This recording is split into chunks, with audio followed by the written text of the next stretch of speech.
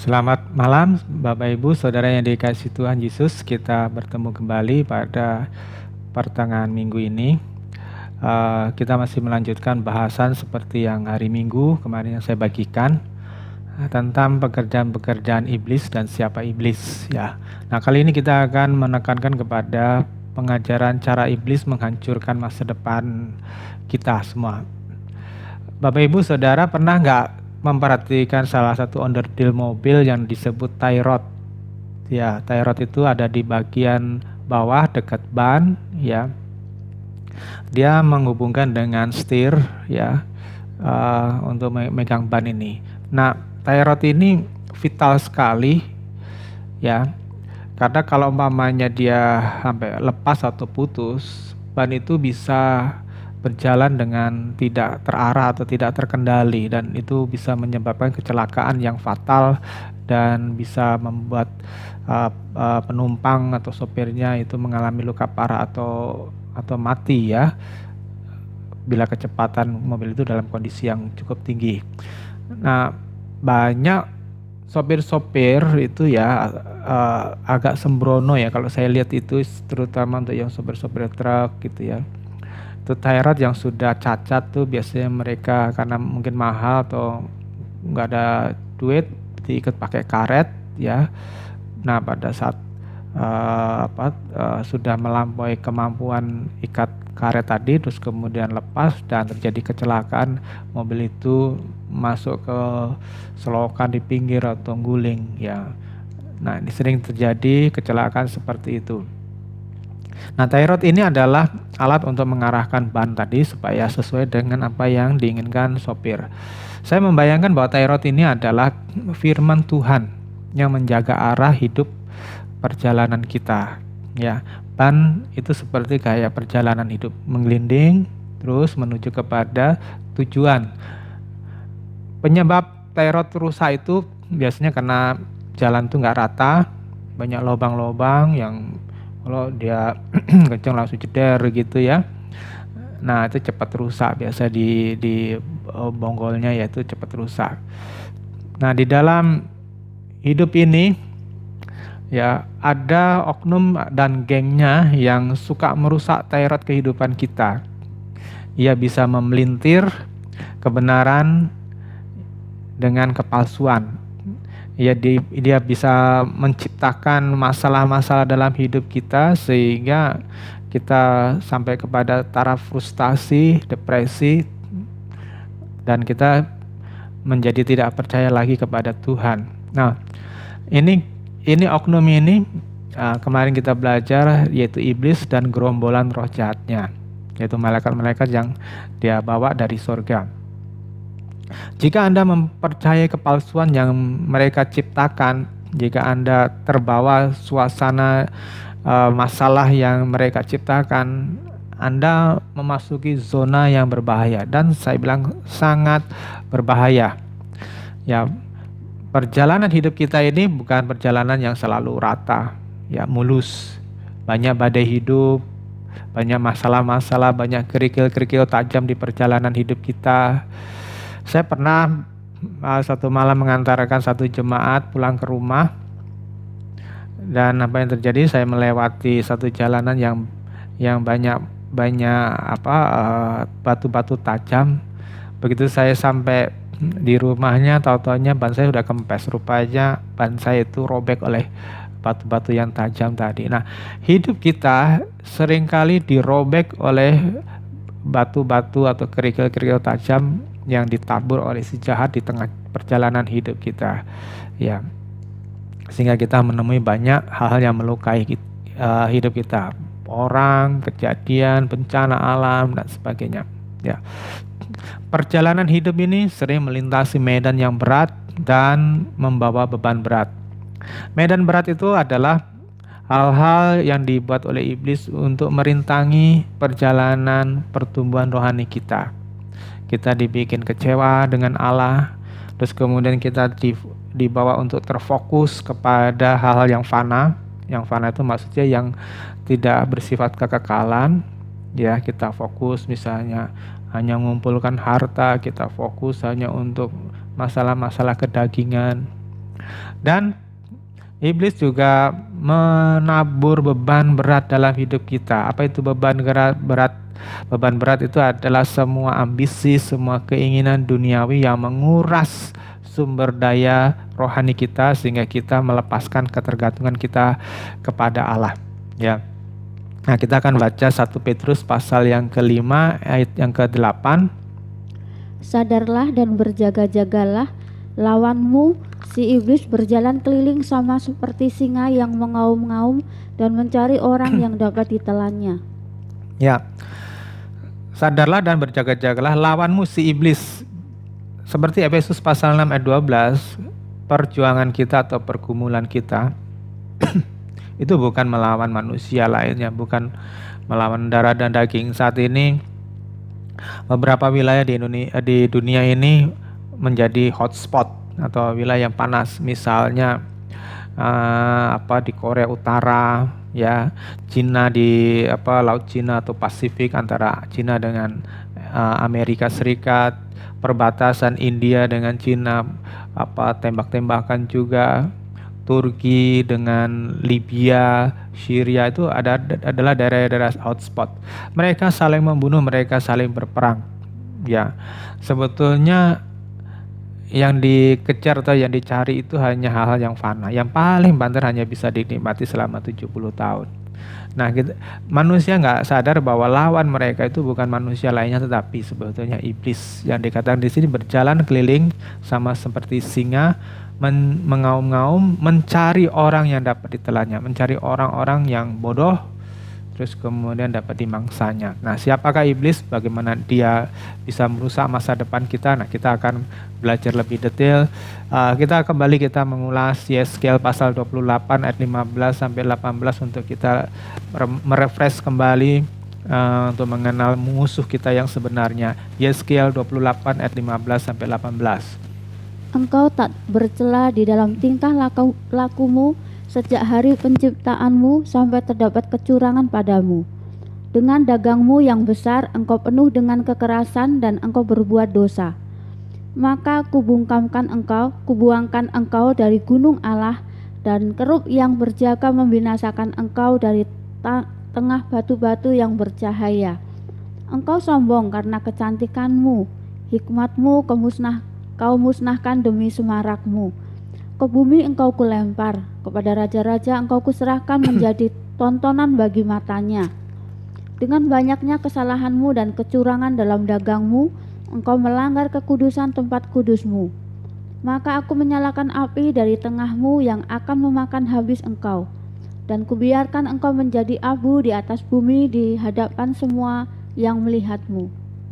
Ya, Bapak Ibu Saudara yang dikasihi Tuhan Yesus, setiap makhluk ciptaan Tuhan, ya, baik itu di dalam bentuk roh seperti malaikat, ya, dan dalam bentuk daging seperti manusia, itu masing-masing memiliki batasan, masing-masing memiliki keterbatasan atau hukum yang harus mereka taati supaya mereka tidak melampauinya.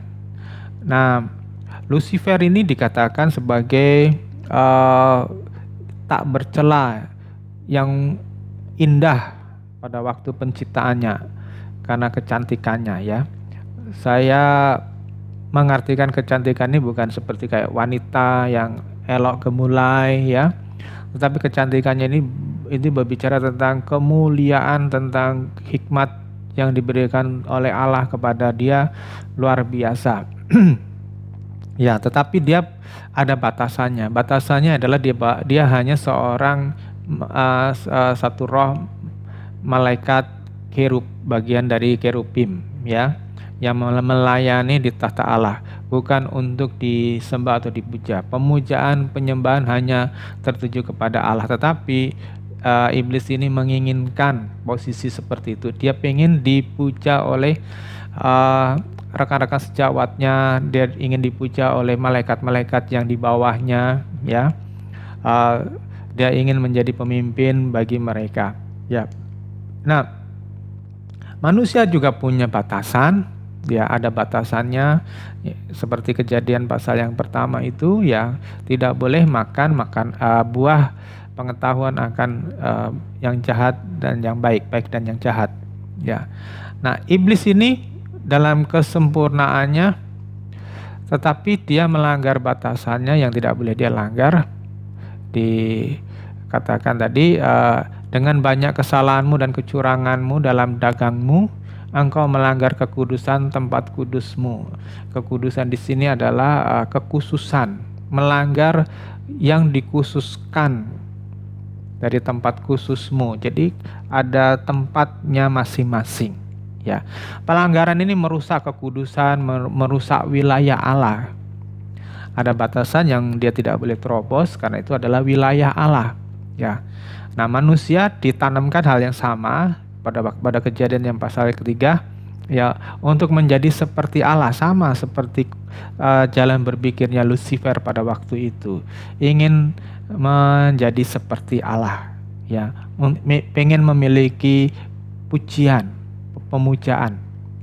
Nah, pelanggaran ini selalu mendatangkan hukuman. Itu sebabnya malam hari ini kita belajar supaya kita cepat sadar, karena penghukuman yang menanti bagi orang-orang yang melampaui batasan yang ditetapkan oleh Allah itu hukuman yang sangat mengerikan. Dan saya menekankan kepada saudara, miliki rasa takut, miliki rasa gentar, ya, karena jangan katakan neraka itu sesuatu yang masih imajiner, sesuatu yang tidak pasti. Saya katakan itu pasti.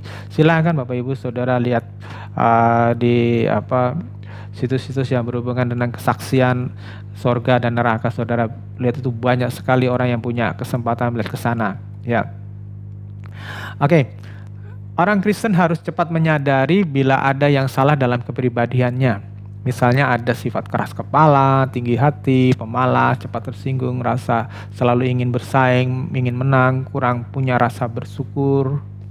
Nah, itu cepat-cepat saudara waspadai, saudara sadari, karena itu menjadi masalah yang akan lebih besar lagi akibatnya nanti. Juga bila ada masalah dengan orang lain, ya, sukacita saudara sukacita saudara hilang, sukacita saudara terebut, ya, oleh karena rasa dendam, sakit hati. Nah, itu cepat-cepat sadar, cepat tanggap. Jika perhatianmu itu harusnya kepada Allah semata-mata, tetapi perhatian jadi terutama ditaruh ke masalah harta, jabatan, kecantikan, dan itu menjadi penentu harga diri. Ya, banyak orang menaruh harga dirinya itu dari harta, dari kemewahan, dari barang-barang mewah, dari kecantikan, dari jabatan. Itu masalah, saudara. Ketika masalah hati ini membuat hubungan Anda dengan Tuhan maupun dengan orang lain menjadi renggang, ya, dan menjadi hambar, saudara tanpa sadar saudara sedang disedot oleh neraka, ya. Sama seperti iblis menarik roh-roh lainnya, yaitu malaikat-malaikat lainnya yang dikatakan di Wahyu pasal 12 itu menarik sepertiga malaikat. Demikian juga dia berusaha untuk menarik manusia untuk terlibat dalam kejatuhannya, ya. Nah, cara iblis menarik manusia itu adalah dengan mengupayakan manusia melepaskan diri dari ikatan suci dengan Allah. Caranya, satu, dia, kalau saudara kita baca di Matius pasal 4 ayat 3 itu iblis menawarkan yang disebut jalan pintas, ya, untuk memenuhi kebutuhan biologisnya, ya, jalan pintas untuk memenuhi kebutuhan biologis. Pada waktu Yesus berpuasa 40 hari tentu kan lapar, ya. Memang kalau manusia biasa nggak makan, nggak minum selama 10 hari pasti udah kelenger, ya. Tapi ini Tuhan luar biasa 40 hari. Nah, dia posisi yang lapar. Nah, iblis menawarkan, kamu kan lapar, udah ubahkan di sini di padang gurun nggak ada makanan, ubah aja batu ini jadi roti, ya. cari jalan pintas untuk mengenyangkan laparnya dengan mengubah batu menjadi roti. Nah, saudara, ini kebutuhan biologis ini kita biasanya atau kebutuhan fisik ini berbicara tentang sandang atau pakaian ya. Zaman sekarang itu pakaian bukan semata-mata untuk melindungi tubuh kita dari sengatan matahari atau menutupi aurat, tetapi sekarang pakaian ini menjadi fashion untuk ajang penampilan. Dan konyolnya, baju yang seharusnya menutupi aurat tapi malah dalam fashion itu malah untuk merangsang lawan jenisnya, terutama baju-baju wanita yang seronok itu ya, bolong sana bolong sini, tembus sana tembus sini. Jadi hanya menjadi ajang untuk memamerkan pesona seksual yang rendah ya. Makanan seharusnya adalah alat untuk kehidupan ini, untuk kita menjalani hidup ini ya, selama kita ditugaskan di bumi ini. Tetapi banyak orang menyalahgunakan makanan dan minuman itu untuk memuaskan perutnya saja, memuaskan lidahnya saja, sehingga menjadi rakus, akhirnya merusak diri dengan kegemukan, kolesterol, diabetes, ya, stroke dan kanker. Ya, kebutuhan fisik lainnya seperti rumah atau papan ya. Kalau awal orang membangun rumah itu kan untuk berteduh. Ya, dulu orang tinggal di gua-gua. Nah, sekarang orang membangun rumah sendiri. Nah, tetapi iblis mengubahnya menjadi ajang prestis. Saudara masih ingat ada satu agensi tour yang membawa orang untuk pergi ke beribadah di Timur Tengah. Nah, agensi itu rupanya dimiliki oleh orang-orang yang serakah, jadi memanipulasi orang-orang yang sudah store, kemudian uangnya itu dipakai untuk membangun istananya yang super megah. Ya, kenapa? Karena keluarga ini ya, suami istri ini pengen memiliki sesuatu yang wah untuk menjadi prestis atau kebanggaan, ya, pamer kemewahan. Akhirnya orang membangun melebihi kebutuhan. Kalau di Jakarta saya pikir untuk mempunyai rumah senilai 1 miliar itu sudah cukup bagus lah, ya. Tapi orang bisa tidak puas dengan 1 miliar. Kalau tidak 10 miliar ke atas, 50 miliar bahkan mungkin 100 miliar, rasanya belum afdol. Ya, kalau belum membangun menara yang sampai tinggi melampaui Monas, rasanya belum afdol.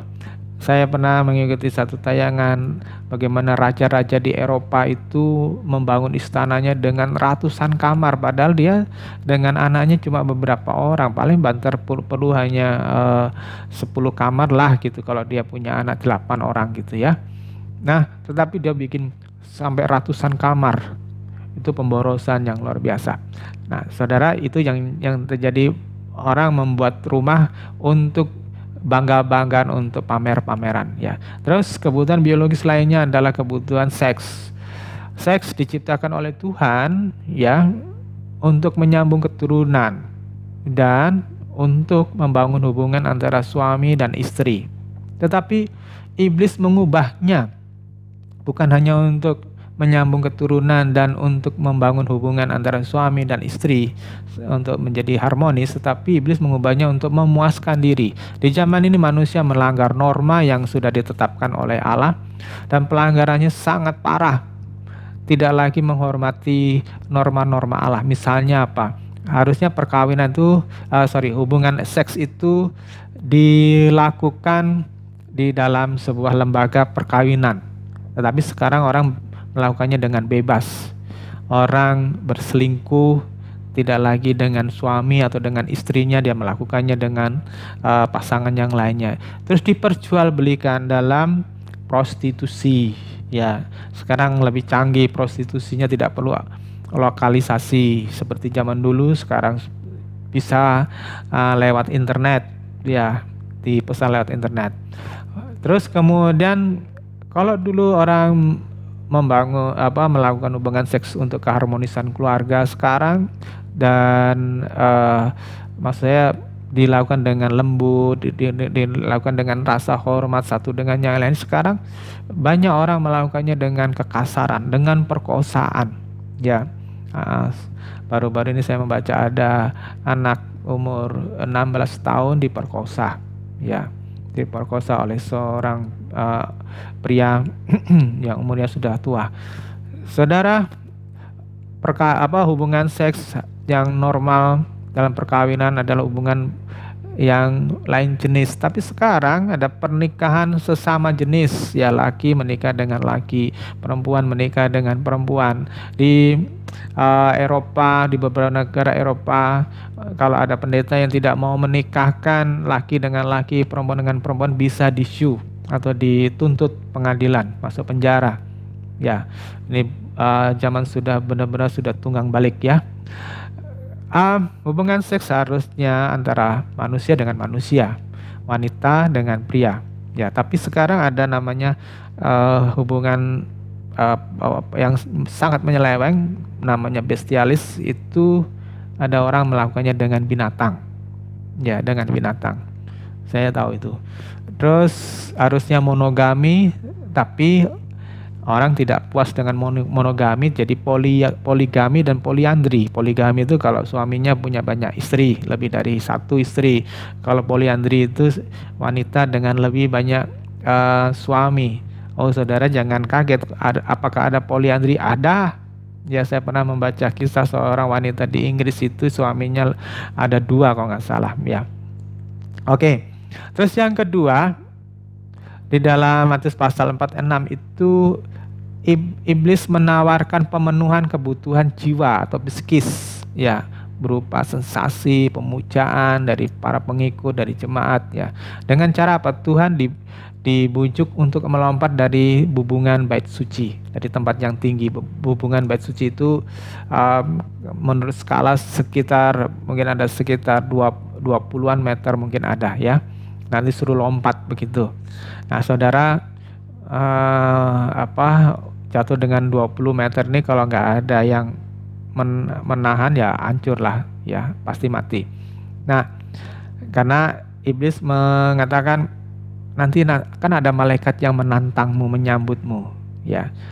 Saudara bisa dibayangin kalau Yesus melompat dari bait Allah dan di situ banyak jemaat yang lagi beribadah, terus melihat dia ditampi atau ditampani sama malaikat, itu akan jadi sensasi dan akan jadi kegemparan. Orang langsung mengagumi. Tuhan tidak mau kita mengambil kemuliaan untuk diri sendiri, ya. Karena kemuliaan itu milik Bapa, bukan milik siapa-siapa, ya, bukan milik manusia. Lucifer tidak punya hak untuk itu, ya. Terus kita bisa lihat kebutuhan psikis atau kebutuhan jiwa itu antara lain pengakuan atas harga diri. Orang untuk mempertahankan harga diri ini bisa mati-matian untuk membelanya. Dia bisa untuk harga diri, dia bisa membunuh. Baru-baru ini saya membaca ada seorang bapak di Iran itu membunuh anak gadisnya yang 13 tahun karena dianggap anak gadisnya itu mempermalukan keluarganya. Di Iran itu ada satu hukum bahwa orang tua bisa mempunyai hak membunuh anaknya jika itu mempermalukan, ya, karena harga diri. Nah, pengakuan seperti ini menimbulkan kesombongan. Sama seperti iblis, manusia juga rentan dengan kesombongan. Tidak terkecuali entah tingkat pengetahuan akademisnya di bidang teologi sekalipun, maupun orang-orang yang punya karunia-karunia rohani seperti penglihatan, bahasa roh, itu tetap mereka rentan terhadap kesombongan. Nah, saya mau mengingatkan bahwa karunia-karunia roh seperti berbahasa roh, mujizat kesembuhan, nubuatan, penglihatan, dan lain-lain tidak menjamin orang tersebut dewasa rohani atau telah berkenan kepada Allah. Belum tentu. Ya, saya mendapati ada banyak orang yang mempunyai karunia-karunia seperti itu menjadi sombong rohani, tidak ada penundukan diri, dan menjadi pemberontak. Akhirnya menjadi orang yang mudah menghakimi. Kebutuhan pemujaan itu mendorong orang untuk supaya tampil kelihatan seksi, kelihatan cantik, kelihatan ganteng, gagah. Ya, para pria membentuk otot-ototnya supaya dikagumi wanita. Para wanita mengobrak-abrik wajahnya dengan bedah plastik supaya kelihatan lebih cantik, ya. Para pria membeli mobil-mobil mewah untuk dipamerkan kepada wanita. Para pria membeli barang-barang yang sebisanya bisa menarik perempuan, ya. Nah, saudara yang dikasih Tuhan, itu dalam rangka untuk mencari pemujaan. Pria wanita berjejal ke dunia showbiz, ya, seperti bintang film, penyanyi, ya, untuk jadi terkenal, jadi bintang, ya. Apakah saya bermaksud untuk Anda tidak boleh menjadi bintang film atau penyanyi terkenal seperti Krisdayanti, seperti Syahrini dan sebagainya? Oh, tentu enggak. Kita bisa menjadi seorang penyanyi, kita bisa menjadi seorang bintang film, tetapi motivasi dasar harus benar, ya, bukan hanya untuk supaya dipuja.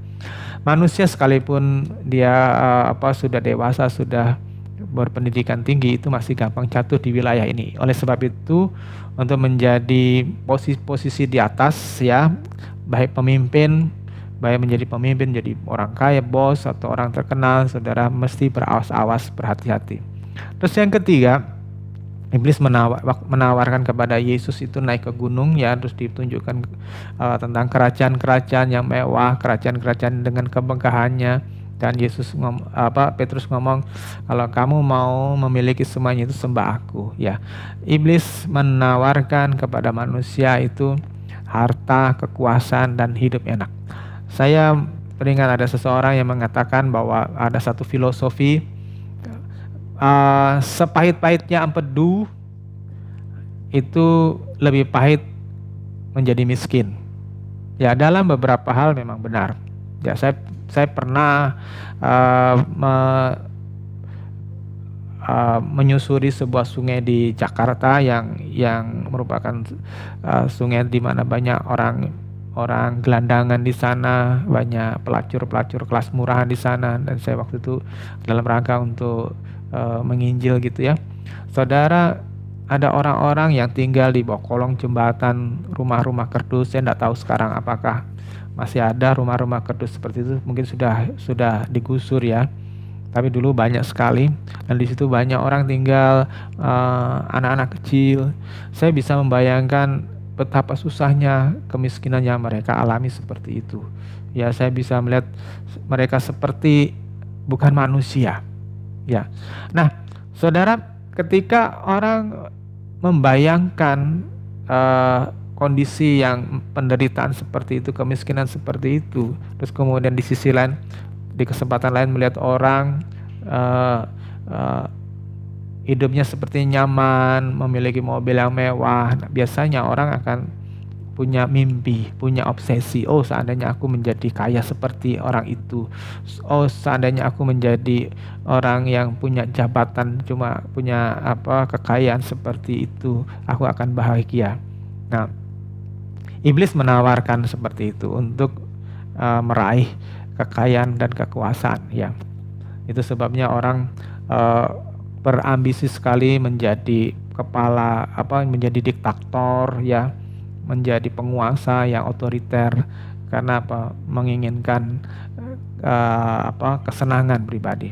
Para penggila harta dunia, ya, itu bukan semata-mata milik orang kaya, tetapi orang miskin juga suka tergila-gila kepada harta. Bedanya kalau orang kaya mengejar harta dunia itu untuk menambah kesenangannya, ya sudah ada kesenangan tambah lagi. Makanya orang kaya tidak pernah puas dengan kekayaannya, pengen lebih kaya dan lebih kaya. Ya. Orang miskin berbeda dengan orang kaya. Ya, orang miskin itu mengejar mimpi untuk menjadi kaya, karena berpikir menjadi kaya itu bahagia. Di samping ya sekedar untuk bertahan hidup. Saudara yang dikasih Tuhan, orang memang memerlukan uang, memerlukan harta untuk menjalankan kehidupan ini sambil menanti waktu Tuhan memanggil kita kembali ke surga. Ya, tetapi jangan sampai harta atau uang tadi itu menjadi berhala dan menjadi ilah dalam hidup kita. Akhirnya memerangkap dan menjerat orang itu sehingga sangat tergantung dan sangat memuja kepada harta, pada uang ini menjadi tolok ukur kebahagiaannya, dan itu salah sekali, itu menyesatkan dan itu akan membawa orang akan masuk kepada neraka ya tanpa penundaan. Nah, kita akan melihat apa yang dikatakan Tuhan Yesus di dalam Matius pasal 6 ayat 19-21 dan Matius pasal 19 ayat 23. Hal mengumpulkan harta. Janganlah kamu mengumpulkan harta di bumi ngengat dan karat merusakkannya, dan pencuri membongkar serta mencurinya. Tetapi kumpulkanlah bagimu harta di sorga. Di sorga ngengat dan karat tidak merusakkannya, dan pencuri tidak membongkar serta mencurinya. Karena di mana hartamu berada, di situ juga hatimu berada. Matius 19 ayat yang ke-23.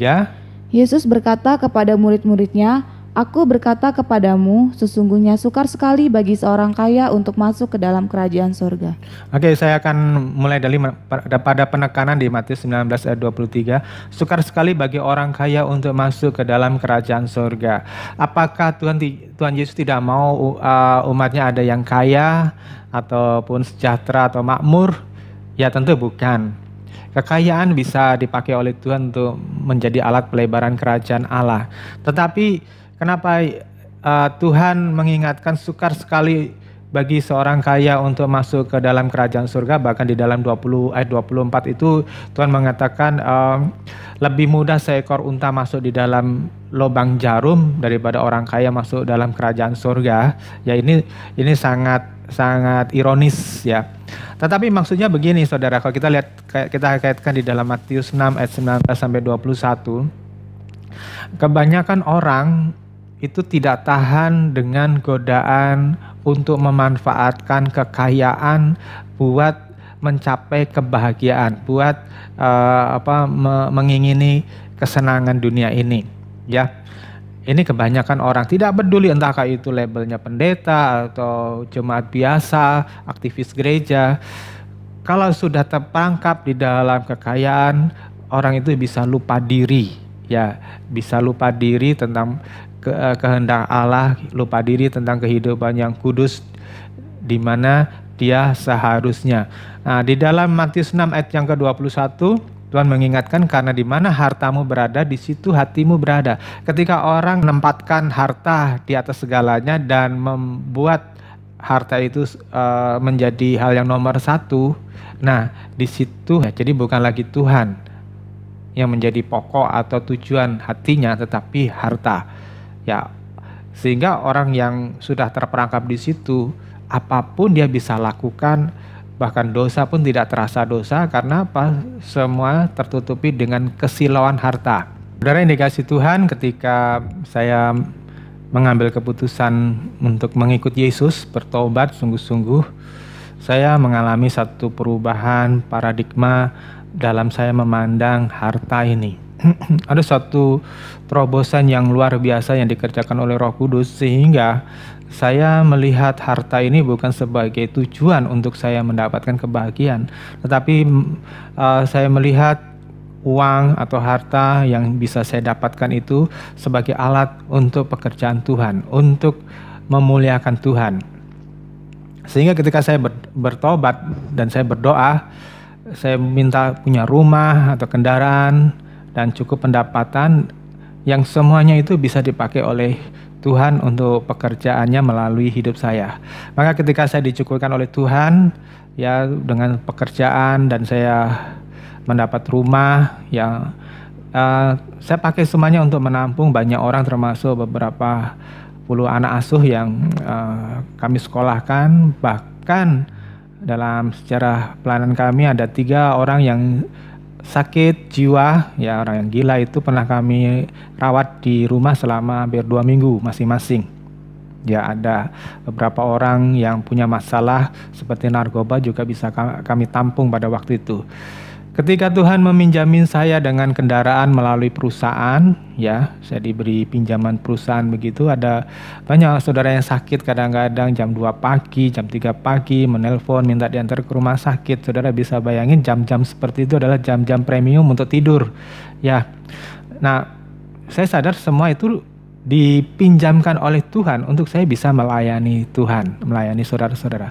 Nah, kesaksian ini bukan untuk pamer, Bapak Ibu Saudara jangan salah sangka.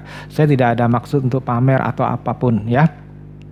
Kalaupun saya hanya mau mencari harga diri melalui pertunjukan kebaikan, saya tidak akan berdiri di tempat ini, tidak akan berkhotbah di tempat ini. Saya akan habiskan waktu untuk mencari uang seperti teman-teman saya yang lainnya. Ya, mereka punya kebun besar, punya peternakan, punya rumah sakit, punya segala usaha yang mendatangkan ratusan juta bagi rekening mereka. Tetapi saya habiskan waktu untuk pekerjaan Tuhan. Jadi bukan untuk pamer saya menceritakan semuanya itu, tetapi saya sedang memberikan sebuah teladan buat saudara ya. Saya tidak pakai contoh dari orang lain karena saya tidak tahu integritas orang lain, tidak tahu seberapa dalam ketulusan mereka, tapi saya bisa menilai ketulusan saya dan integritas saya, dan saya mau memberikan teladan, memberikan contoh buat saudara seperti halnya Paulus menekankan kepada Timotius dan kepada jemaat, ikutlah teladanku. Demikian juga saya memberikan teladan kepada jemaat-jemaat yang dipercayakan Tuhan kepada saya untuk saudara bisa melihat teladan yang saya bagikan. Ada seorang gembala teman saya dari Australia, dari Sydney itu, dia tertarik dengan apa yang saya jalani dalam hidup ini dan itu terinspirasi dalam hidupnya. Jadi dia sekarang dia ikuti ya, dia bekerja, dia tidak menggantungkan diri dengan persembahan dari gereja. Dia bekerja dan dia dipakai, dan hasil pekerjaan juga dipakai untuk pekerjaan Tuhan. Nah, cara hidup saya ini juga banyak menginspirasi beberapa saudara yang lainnya, menampung orang-orang yang sekolah, orang-orang yang butuhkan tempat tinggal ya. Dan saya mendorong buat saudara semuanya, walaupun di jemaat kita ada orang-orang yang memiliki ekonomi yang lemah, kekurangan gitu, tetapi tidak berarti bahwa kita dengan segala kekurangannya itu terus kemudian kita menjadi pelit, menggenggam uang erat-erat dan tidak mau berbagi dengan orang lain, kecuali memang kita tidak mempunyai daya untuk membantu orang lain. Tapi jangan karena pelit ya. Kita bisa menolong orang lain semampu yang kita mampu ya. Dan saya bersuka cita kemarin kita bisa bersama-sama membantu, ada satu jemaat yang kemarin kita share ya, dari jemaat GKKI untuk membantu pengobatannya waktu dia dirawat di rumah sakit. Saya mau mengajak saudara untuk belajar saat ini memperhatikan bagaimana roh jahat itu mempunyai peluang untuk masuk di dalam pribadi seseorang, dalam benak seseorang ya. Kita belajar pintu-pintu apa saja yang roh jahat itu bisa menyusup dalam pikiran orang. Yang pertama, pintu yang potensi membuat penyerbuan roh jahat adalah melalui pintu okultisme, pintu penyembahan berhala ya, baik dilakukan oleh yang bersangkutan ataupun dari orang tua yang di atas ya, nenek moyang. Ketika orang tua ataupun nenek moyangnya itu melakukan hubungan dengan roh jahat melalui penyembahan berhala, melalui dunia okultisme, perdukunan dan sebagainya, maka Alkitab mengatakan di dalam Ulangan pasal 5 ayat 79 itu, ia dan seluruh keturunannya itu dicengkeram Ya, kita akan baca, kita akan dengarkan Ulangan pasal yang ke-5 ayat yang ke-7 dan 9. Ayat yang ke-7, jangan ada padamu Allah lain di hadapanku. Dan ayat yang ke-9, jangan sujud menyembah kepadanya atau beribadah kepadanya, sebab aku Tuhan Allahmu adalah Allah yang cemburu, yang membalaskan kesalahan bapa kepada anak-anaknya dan kepada keturunan yang ketiga dan keempat dari orang-orang yang membenci aku. Ya, jangan ada padamu ilah lain, Allah lain, sesuatu yang dipuja, pujaan, junjungan lain. Nah, orang bisa tanpa sadar telah menciptakan ilah lain. Misalnya dia karena terdesak untuk mendapatkan kesembuhan, dia pergi ke dukun, ya, dia mencari pertolongan dengan ilah-ilah yang bukan dari Tuhan, ya. Ataupun karena dia harus belajar ilmu bela diri untuk melindungi dirinya karena lingkungan yang penuh dengan kekerasan, ataupun dia suka dilecehkan, terus orang itu bisa belajar ilmu bela diri. Itu sebetulnya orang-orang yang sudah berhubungan dengan dunia okultisme itu menjadi pintu lebar buat roh jahat masuk. Terus yang kedua adalah kepahitan atau dendam atau permusuhan. Ketika seorang disakiti dan tidak mengampuni, itu sebuah pintu yang besar untuk roh jahat itu masuk dan menyerbu seseorang. Ketiga adalah pendidikan atau teladan yang salah dari orang tua. Misalnya orang tua tidak mengajarkan disiplin, sehingga anak tersebut jadi pemalas, anak tersebut semaunya sendiri. Tidak mengajari kebenaran yang sejati. Misalnya anak tidak pernah diajarin bahwa jalan keselamatan satu-satunya hanya melalui Yesus, seperti di Yohanes pasal 14 ayat 6, ya. Atau anak tidak pernah diajarin mempunyai tanggung jawab Kristiani dalam hidupnya, seperti amanat agung dalam Matius 28 ayat 19-20. Anak tidak pernah diajari untuk memasuki pertobatan yang sejati, Yohanes pasal 3:3, sehingga mereka bertumbuh, berkembang menjadi orang-orang Kristen yang agamawi, ya, orang-orang Kristen yang tidak bertobat, dan anak-anak hanya disuguhi atau dijejeli dengan materi dan ambisi-ambisi duniawi. Nah, ini menyesatkan. Terus yang keempat, itu pintu yang keempat adalah pergaulan yang salah. Bertemu dengan orang yang salah, menerima nasihat yang salah, ya, memiliki komunitas atau pergaulan yang salah. Ada teman-teman yang salah menjelomprongkan atau menyesatkan orang tersebut masuk di dalam pergaulan yang keliru, ya. Ada sahabat, ada guru yang memberi nasihat yang salah, itu menyesatkan. Itu menjadi pintu bagi penyerbuan roh jahat. Terus yang kelima adalah pelanggaran terhadap hukum Allah. Ya, kalau saudara baca di dalam Ulangan pasal 5 ayat 7 sampai 21 itu ada 10 hukum Tuhan, 10 commandment. Saudara berani-berani melanggar dengan perbuatan dosa tadi, misalnya perzinahan, pencurian, pembunuhan, kekerasan, itu melanggar 10 perintah Tuhan. Itu menjadi pintu masuk buat si jahat menguasai. Terus kemudian ada yang keenam adalah kebiasaan yang najis seperti kemabukan, perjudian, nonton film porno, film kekerasan. Ada seorang hamba Tuhan yang pernah diizinkan Tuhan untuk melihat sendiri bagaimana iblis, bagaimana roh jahat itu masuk di dalam pribadi seseorang. Jadi orang tersebut, seorang dokter, ya, diizinkan Tuhan itu melihat alam roh di sebuah night club atau sebuah bar di mana banyak orang minum minuman keras, ya. Waktu dia berada di situ, dia melihat bahwa di restoran, di night club itu tidak hanya manusia saja, tapi di situ ada banyak roh jahat. Dan ketika orang mulai mabuk, roh jahat itu merasuki orang tersebut, ya. Di tempat lain saya pernah membaca ada seorang wanita Korea Korea Selatan mendapat penglihatan bagaimana cara iblis merasuk seseorang melalui film-film porno, ya, melalui film-film adegan kekerasan. Jadi ketika orang itu nonton dan tidak dalam perlindungan Tuhan, roh yang dimanifestasikan melalui film-film porno, film-film kekerasan itu masuk ke dalam pribadinya, ya.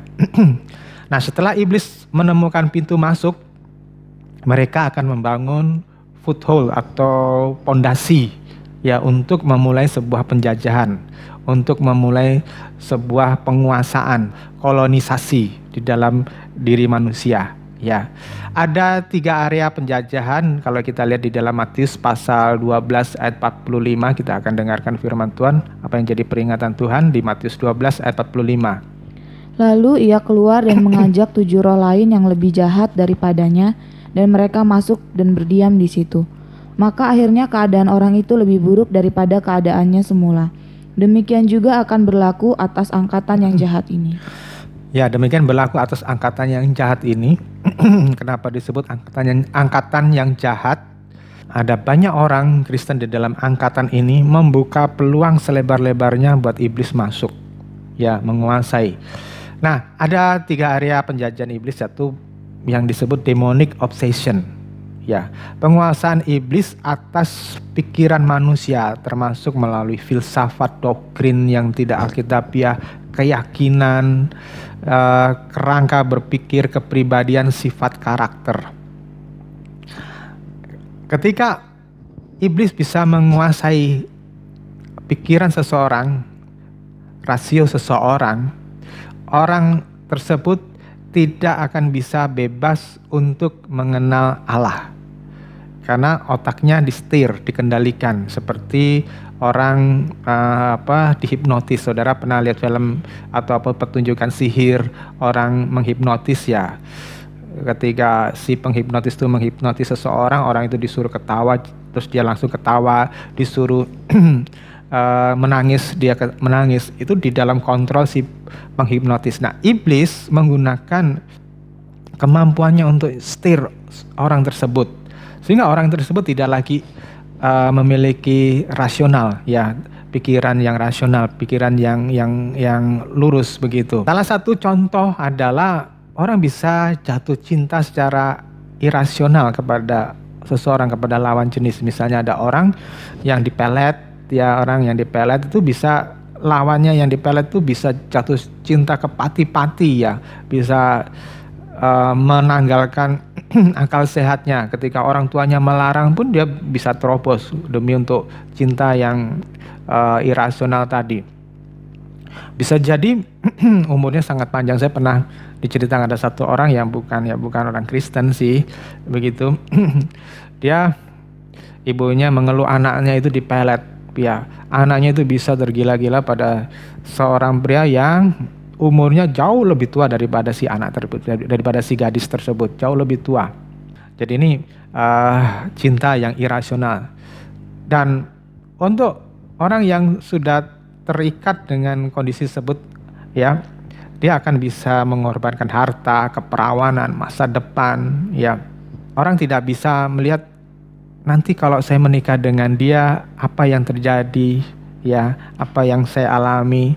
Ya, tidak peduli orang tersebut itu mampu membiayai hidupnya apa tidak, pokoknya penting aku mau menikah dengan orang tersebut. Nah, ini orang-orang yang sudah dikendalikan pikirannya, orang-orang yang mengikuti aliran-aliran yang keras, ya, dia bisa membenci orang lain yang tidak sealiran dengan dia, dia bisa membunuh orang lain yang tidak sealiran dengan dia bisa membom orang lain, dia bisa bahkan memperkosa wanita-wanita yang bukan sealiran dengan dia. Itu adalah orang-orang yang sudah dicuci otaknya, sudah dikendalikan oleh iblis.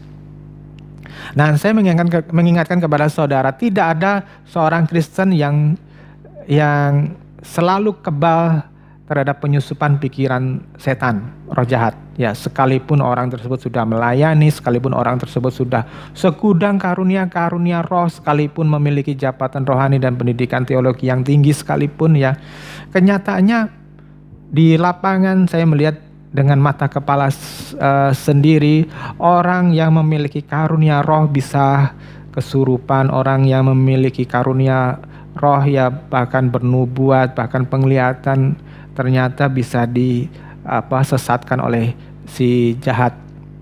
Dan banyak orang yang lulusan teologi itu jadi macet, tidak berkembang pelayanannya. Bahkan ada yang kembali ke kubangan dosa, jatuh di dalam pezinahan, jatuh di dalam kejatuhan penggunaan uang, bahkan mencuri uang gereja, ya, dan itu meruntuhkan pemahaman doktrin yang selama ini saya percaya bahwa orang Kristen tidak bisa dirasuki oleh roh jahat, tapi kenyataan tersebut itu terjadi. Ada satu blocking spirit, ya, roh yang memblokir, seperti di dalam 2 Korintus pasal 3 ayat 14. Roh itu membuat orang itu menjadi tumpul, nggak mengerti diajar kayak apa, seperti yang diajarkan oleh firman Tuhan di 2 Timotius pasal yang ketiga 6, 7, 8 itu ya. Itu orang walaupun sudah diajar demikian rupa tapi tidak bisa mengerti. Kenapa? Ada roh yang memblokir, membuat pikirannya menjadi tumpul. 2 Korintus pasal 3 ayat 14. Tetapi pikiran mereka telah menjadi tumpul, sebab sampai pada hari ini selubung itu masih tetap menyelubungi mereka. Jika mereka membaca perjanjian lama itu tanpa disingkapkan, karena hanya Kristus saja yang dapat menyingkapkannya. Ya, ada selubung, ada yang menutupi ya pikiran mereka. Mereka baca firman Tuhan, sama-sama baca firman Tuhan seperti kita saat ini, tapi tidak bisa mengerti. Ya, terlewat begitu saja firman Tuhan, tidak sampai temangsang atau mengendap dalam hati. Nah, orang-orang yang di dalam blocking spirit tadi tidak tertarik pada hal-hal rohani.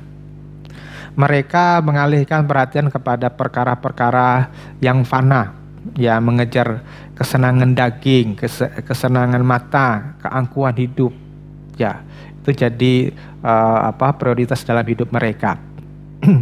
Nah, yang kedua yang disebut demonic possession. Mungkin saudara pernah melihat orang yang dalam suatu pertunjukan ada budaya yang menggunakan orang-orang yang kesurupan untuk menari, makan beling, makan paku, ya, tapi tidak terluka. Saya pernah melihat satu perarakan orang dikasih kait, ya, di pipinya, di dadanya, di punggungnya, ya, kail, ya, pancingan begitu, ditarik sana tarik sini, terus ditusuk pipinya dengan pisau atau besi yang tajam begitu, tembus sini, tidak berdarah-darah, ya, tembus sana. Orang itu hanya melotot-lotot saja. Nah, saudara yang dikasih Tuhan, itu penguasaan iblis atas fisik seseorang, ya, namanya demonic possession. Orang tersebut bisa dalam kondisi sadar maupun kondisi yang setengah sadar atau tidak sadar sama sekali.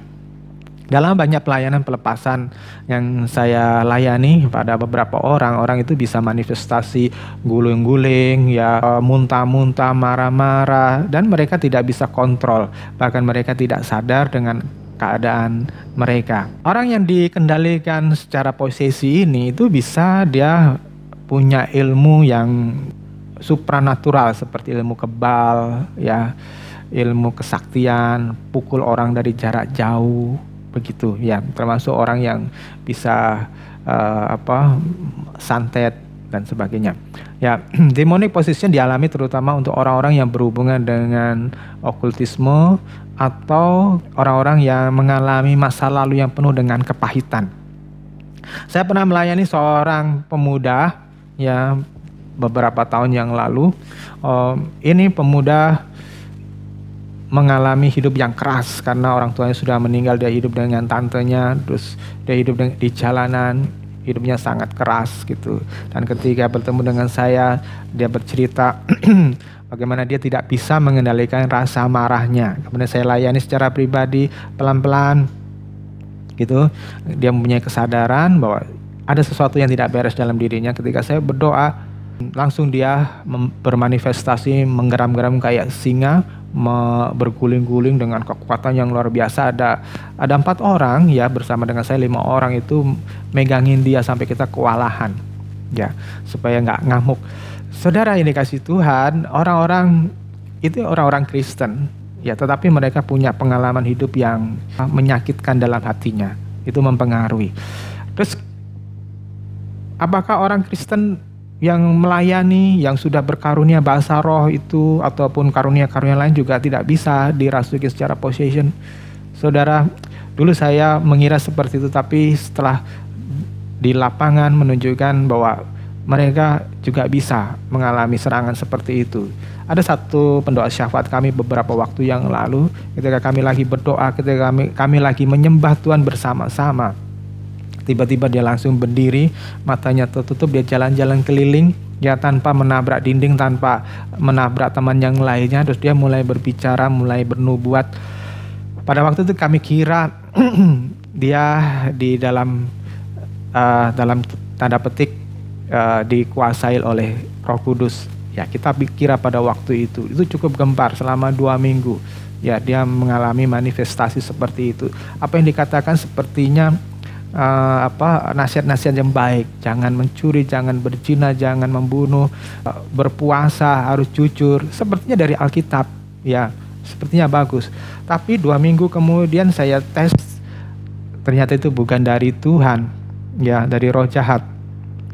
Waktu itu saya benar-benar stres, jemaat bubar, orang-orang yang mendukung pelayanan ini bubar, mereka lari karena satu manifestasi yang belum pernah terjadi pada waktu itu. Saya undang teman dari beberapa gereja, tolong ini kalau memang ini dari roh jahat diusir. Mereka mengusir dan roh yang ada di dalam saudara ini berkata, kamu nggak mungkin ngusir saya ini kan Tuhan kamu. Diledekin seperti itu. Saya lantas berpikir, apa ini? Ya, satu pengalaman yang belum pernah, tetapi beruntung saya tidak tinggalkan saudara ini dan saya terus bersama-sama. Akhirnya saya mengetahui bagaimana cara mengusirnya, bagaimana cara melepaskan saudara ini. Itu satu pengalaman yang sangat berharga. Orang lain sudah kabur, udah nggak tahu kemana, ya, meninggalkan kami. Mereka rugi, nggak tahu bagaimana cara melepaskan. Nah, saudara yang dikasih Tuhan, ada jenis serangan yang ketiga namanya demonic oppression. Penekanan, penganiayaan seseorang melalui sakit penyakit, melalui masalah-masalah jasmani seperti penyakit kanker, depresi gitu ya. Nah, itu sebabnya saya tidak heran dengan kenapa ada orang bisa mensantet orang, ya, nyantet orang, menenung orang, membuat orang sakit. Karena itu pekerjaan iblis, ya, dikirim untuk menganiaya orang, membunuh orang lain.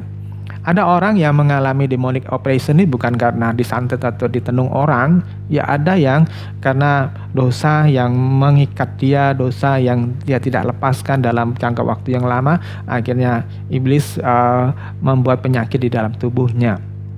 Nah, tanda-tanda orang yang dibelenggu oleh roh jahat itu, ya, tadi saya sudah memberikan beberapa contoh, ya, tapi saya akan ulangi lagi supaya saudara lebih jelas, ya, tentang hal ini. Bisa jadi saudara bisa terkait dalam hal ini atau saudara ada di dalam hal ini, ya. Tanda-tanda orang yang dibelenggu oleh roh jahat yang pertama itu adalah pikirannya, ya, obsesinya itu melawan kebenaran.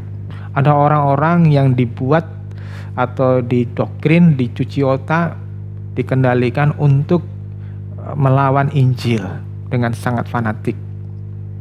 Tampaknya normal karena dia bisa bercakap, beradu, argumentasi, ya, bahkan bisa khotbah seperti saya seperti ini, tetapi itu dikendalikan untuk melawan. Nah, itu bisa kelihatan dengan cara berbicaranya yang kasar, cara berbicaranya yang menjatuhkan, ya, penuh dengan kemarahan, dan orang-orang tersebut bisa menjadi alat iblis. Ada satu pendeta di Amerika, ya, berapa puluh tahun yang lalu, namanya James Jones. Dia membawa jemaatnya hampir 1.000 orang minum racun cyanida bersama-sama. Kalau jemaat itu tidak mau meminum racun cyanida, dia ditembak. Ya, jadi ada hampir 1.000 mayat di kampnya dia, di gerejanya dia itu bergeletakan. Orang-orang ini bukan orang-orang yang mengalami trans, kerasukan gitu, tapi mereka orang yang normal, tetapi pikirannya dikendalikan oleh roh jahat, sehingga akhirnya melakukan bunuh diri massal. Terus yang kedua, orang-orang yang sulit melepaskan kebiasaan dosa walaupun tahu yang dilakukan itu salah. Misalnya begini, ada pendeta yang begitu terikat dengan pornografi dan senang sekali mencari situs-situs porno, film-film porno, begitu, tahu bahwa apa yang dia lakukan itu salah, tapi dia nggak bisa lepas. Ya, ada orang-orang yang nggak bisa lepas dengan perjudian. Ada majelis gereja, ya, tapi nggak bisa lepas dari perjudian, kemabukan, rokok misalnya, ya. Saya pernah melayani ada satu orang yang mengurus satu gereja yang nggak bisa berhenti merokok. Ibaratnya seperti kayak spur ya, kayak kereta api zaman dulu itu yang kan ngebul terus gitu ya. Itu rokoknya nggak pernah berhenti begitu. Pada saat kami melakukan pujian penyembahan di rumahnya, tiba-tiba dia muntah di depan saya, tiba-tiba dia beker-beker begitu, terus lari ke kamar mandi dan melanjutkan muntah-muntah di sana. Nah, setelah itu orang ini tidak lagi bisa merokok ya pada waktu itu. Ya, tidak lagi bisa merokok. Esok harinya waktu dia mau coba rokok, dia rasakan rasa yang tidak enak. Akhirnya dia berhenti merokok. Tapi sayangnya orang itu setelah jauh dari saya, saya dengar dia kembali merokok. Dan seperti tadi di Matius 12 ayat 45, keadaan orang itu sekarang keadaannya lebih buruk daripada semula. Ya, terus yang ketiga, dia melakukan perbuatan dosa, tetapi dia tidak merasa bahwa yang dilakukan itu adalah dosa. Jadi seperti dia enjoy menikmati perbuatan dosanya itu. Bahkan ketika dia ditegur, dia bisa marah, dia bisa melawan. Ya, ada orang-orang yang menyeleweng ya dari suami atau dari istrinya resmi. Ketika dia ketahuan menyeleweng, dia bukannya bertobat tapi malah berlaku kasar dengan pasangannya. Dia bisa pukul istrinya, atau dia bisa bentak-bentak istrinya, dia bisa marah-marah pada suaminya kalau suaminya inferior ya. Nah, orang-orang ini bisa berbalik gitu, marah. Ada pejabat-pejabat yang dia menikmati korupsi ya, dan ketika ada bawahannya atau stafnya itu tidak mau terlibat dengan korupsi yang dia lakukan ya, lantas dia marah terus menggeser bawahannya, menyingkirkan supaya dia tidak jadi penghalang untuk melakukan korupsi. Salah satu adalah bapak mertua saya. Bapak mertua saya itu nggak mau melakukan seperti itu ya, di departemennya pada waktu itu pegawai negeri. Akhirnya dia dikotakkan ya, padahal dia pintar, padahal dia punya dedikasi yang tinggi, loyalitas kepada negara. Kalau dia bicara dengan kami anak-anaknya itu dia menunjukkan loyalitasnya. Keempat adalah sifat keras. Ada orang-orang yang keras sekali ya, sulit mengampuni orang, cepat tersinggung, keras kepala, sombong, suka bertengkar ya. Nah, orang-orang seperti ini biasanya mewarisi sifat dari orang tua ataupun pengaruh dari lingkungan ya. Mudah menilai orang lain jelek, negative thinking, apapun yang disampaikan maksud baik sekalipun gitu ya, itu selalu dilihat dari sisi jeleknya, sisi negatifnya ya. Nah, sifat keras ini itu sebetulnya menunjukkan orang tersebut di dalam kendali iblis ya, di dalam kontrol iblis. Karena Tuhan mengajarkan kok di dalam Matius 11 itu, belajarlah kepadaku karena aku rendah hati dan lemah lembut. Jadi ini berlawanan dengan kehendak Tuhan. Kalau kita sulit sekali untuk dinasihati, kita punya prinsip yang keras begitu, ini suatu indikasi bahwa orang tersebut dalam pengendalian roh jahat. Yang kelima adalah beberapa kelainan jiwa atau sakit jiwa seperti homoseksual. Orang tidak tertarik kepada lawan jenis tapi tertarik kepada sesama jenis, itu suatu masalah. Itu berhubungan dengan roh jahat ya, karena orang dialihkan. Yang seharusnya Tuhan menciptakan perkawinan itu kan lawan jenis, laki-laki dan perempuan, tapi dia bisa jatuh cinta pada sesama jenis, melakukan hubungan-hubungan seks yang tidak normal seperti sadomikosin, bestialisme ya, sesuatu yang tidak wajar. Itu juga suatu pengendalian dari roh jahat. Yang keenam adalah ketergantungan atau addiction kepada barang-barang atau zat yang merusak tubuh, alkohol, rokok, narkoba ya, itu merusak tubuh. Terus ciri-ciri yang ketujuh adalah tidak tertarik pada hal-hal rohani. tidak bisa menangkap firman Tuhan yang walaupun dijelaskan dengan gamblang, tidak suka dididik di dalam pemuritan ya. Bagi orang tersebut pemuritan atau firman Tuhan atau khotbah itu sesuatu yang membosankan, tidak tertarik kepada hal-hal yang berhubungan dengan Tuhan atau kehendak Tuhan, karena seperti tadi di awal, yang menjadi daya tariknya itu seperti harta, menjadi daya tariknya itu adalah teman, menjadi daya tariknya itu adalah bahan-bahan mewah, kehidupan glamor, jalan sana, jalan sini, jalan-jalan, ya pokoknya hura-hura, ya. Terus orang-orang yang tidak suka menginjil, orang-orang yang tidak suka melayani Tuhan, ya, yang dalam pikirannya pokoknya saya senang-senang aja. Terutama anak-anak muda habiskan banyak waktunya untuk hal yang hanya buat kesenangan dia sendiri. Nah, saya mengingatkan dalam hal ini untuk kalian yang masih muda-muda, jika kalian tidak tertarik kepada Injil, tidak tertarik kepada Tuhan, ada sesuatu yang berbahaya. Engkau sudah teralihkan, terbelokkan pikiranmu oleh roh jahat, disetir supaya engkau menjauh dari Tuhan. Ini waktunya engkau harus balik, ya, berbalik kepada Tuhan, bertobat, karena waktu hidupmu itu tidak bisa ditentukan. Oh, engkau akan masih punya waktu 50 tahun lagi, 70 tahun. Enggak. Banyak orang yang sudah mati pada umur yang sangat muda. Orang-orang yang tidak tertarik pada hal rohani ini bisa menghabiskan waktu, menghabiskan uang, menghabiskan harta bukan untuk kepentingan Tuhan, tapi dihambur-hamburkan untuk kepentingan diri sendiri. Seperti anak bungsu yang minggat dari rumah bapaknya, mereka itu menghambur-hamburkan uang untuk memuaskan dirinya sendiri, dikatakan dengan para pelacur, dengan teman-temannya gitu. Nah, roh yang tidak membuat tertarik pada hal-hal rohani itu sama dengan roh-roh yang membuat orang menjadi fanatik pada suatu ajaran yang sesat.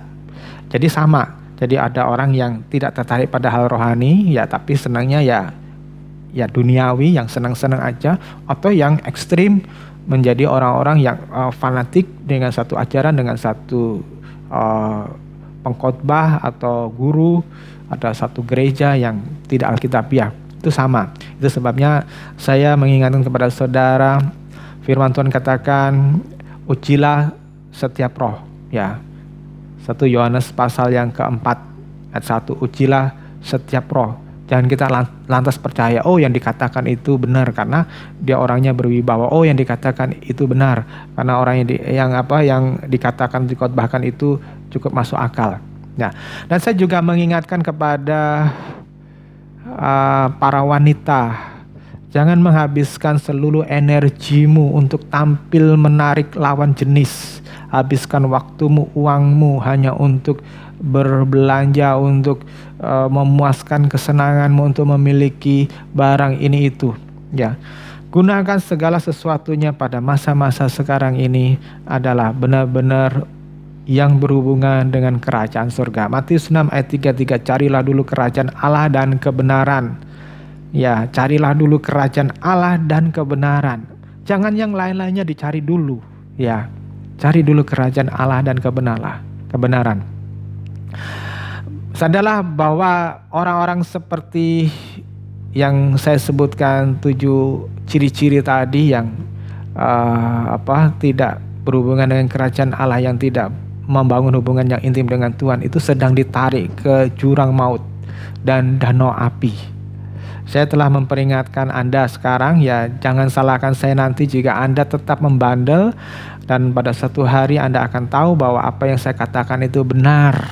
Dan ketika saudara abaikan, saudara benar-benar masuk di tempat sesuatu yang tidak saudara harapkan saat ini. Ya, setiap hari ada puluhan ribu orang masuk ke jurang maut tanpa ada yang bisa menahan mereka karena mereka menolak kebenaran. Dan saya berharap saudara yang mendengarkan firman Tuhan ini pada hari ini, ya, saudara ngambil keputusan yang cepat untuk berbalik kepada Tuhan. Sebetulnya jika Anda siuman, ya, ada yang lebih indah daripada sekedar memuaskan keinginan dosa, yakni menjadi orang yang merdeka untuk mengambil keputusan ilahi. Orang yang menjadi merdeka untuk memiliki nature ilahi, ya, divine nature, kodrat ilahi. Nah, itu yang seharusnya menjadi hal yang lebih indah. Ada Tuhan memberikan satu perumpamaan seorang yang menemukan harta karun di bawah sebuah tanah, ya, sebidang lahan begitu. Lantas dia jual hartanya untuk membeli tanah itu, untuk dia bisa memiliki harta karun itu. Ya, terus kemudian dia ambil harta karunnya dan dia mengalami sukacita. Dia mengambil satu keputusan untuk jual hartanya itu, berbicara tentang harta yang lama, kehidupan yang lama, kebiasaan lama, sifat yang lama, karakter yang lama yang tidak berhubungan dengan kerajaan Allah. Dia buang dengan sukacita, dengan kerelaan untuk mendapatkan harta yang sesungguhnya, itu kerajaan sorga. Nah, kalau saudara bisa mengerti tentang perumpamaan ini, itu kebahagiaan yang sejati.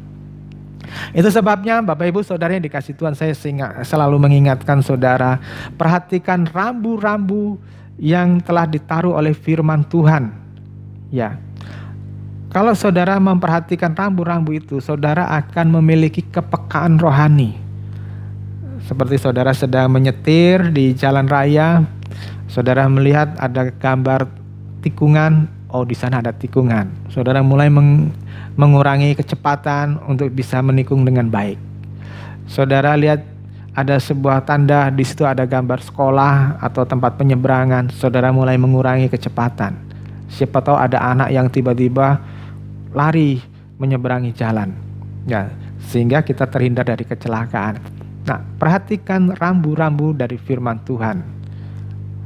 Jadi tanpa saudara harus diingatkan orang lain, di dalam benak saudara itu sudah ada muncul suara batin. Ketika saya mau datang ke tempat ini, saya tidak tahu bahwa tempat ini adalah yang Tuhan tunjuk untuk saya melayani. Waktu saya turun dari pesawat, waktu itu saya tidak bermaksud untuk tinggal di tempat ini. Ya, saya waktu itu hanya pengen survei aja apa benar tempat ini atau Lampung ini tempat yang menarik. Tapi waktu saya turun dari pesawat, ada suatu suara yang saya sangat dengar dengan jelas dan berkata kepada saya, tempat ini adalah ladang yang kuberikan kepadamu untuk engkau kelola. Dan saya tunduk.